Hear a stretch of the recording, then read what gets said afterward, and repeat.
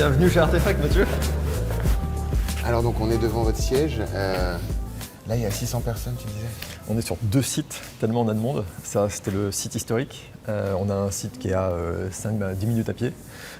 Et là, je suis très fier, c'est on a un des pôles de data scientists les plus importants à Paris. On a une centaine de data scientists à Paris qui bossent pour tous nos clients.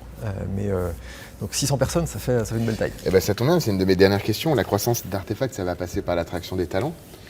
Alors, on a parlé de beaucoup d'international. Là, on zoome vite fait sur la France. Ouais.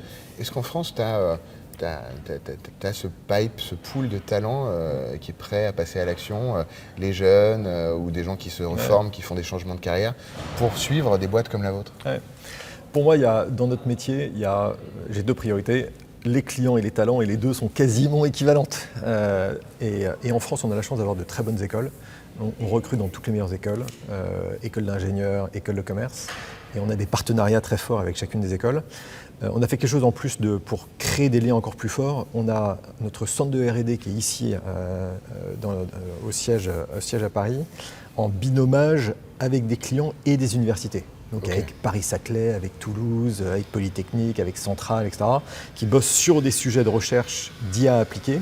Et ça nous crée aussi un lien différent avec l'écosystème universitaire. Et c'est comme ça qu'on arrive à attirer les meilleurs talents qui veulent bosser sur ces sujets IA et data. Mais c'est une bataille constante. Ouais. Les talents, c'est une super priorité. Et puis, une fois qu'on les a recrutés, il faut qu'on les fasse grandir, il faut qu'ils se projettent. Je crois beaucoup aux transferts internationaux. On envoie là des talents aux États-Unis, on envoie des talents à Dubaï, des talents qui sont partis au Maroc, en Afrique du Sud.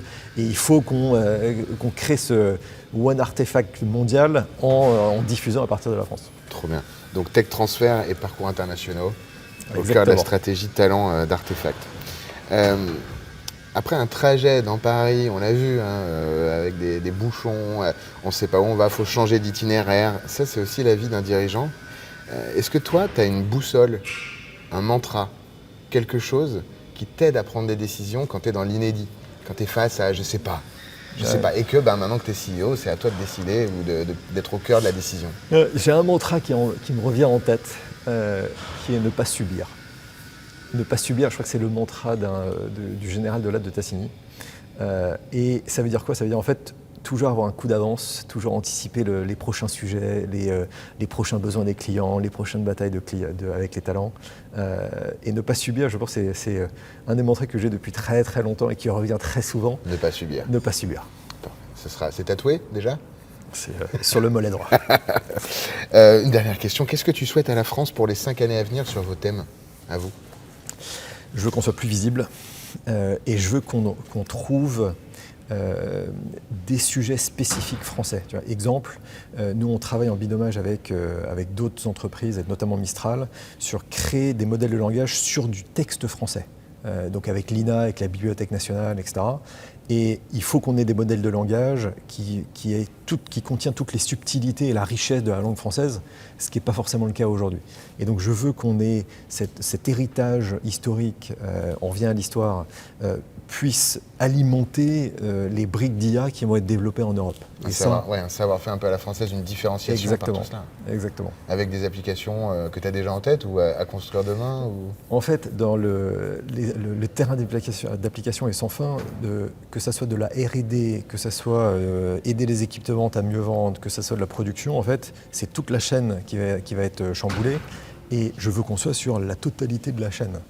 Et pour ça, il faut qu'on puisse jouer avec une architecture de modèles différents. Il y aura des modèles américains, il y aura des modèles chinois, mais je veux qu'il y ait des modèles français.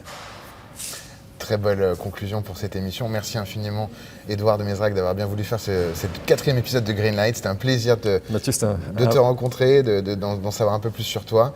J'espère que vous avez passé un bon moment avec nous également. On se retrouve dans les prochains épisodes pour continuer à voir des personnalités comme Edouard qui nous inspirent par leurs actions et par leur stratégie de croissance. Vous continuez sur Be Smart for Change dans un instant sur notre chaîne. Merci à tous.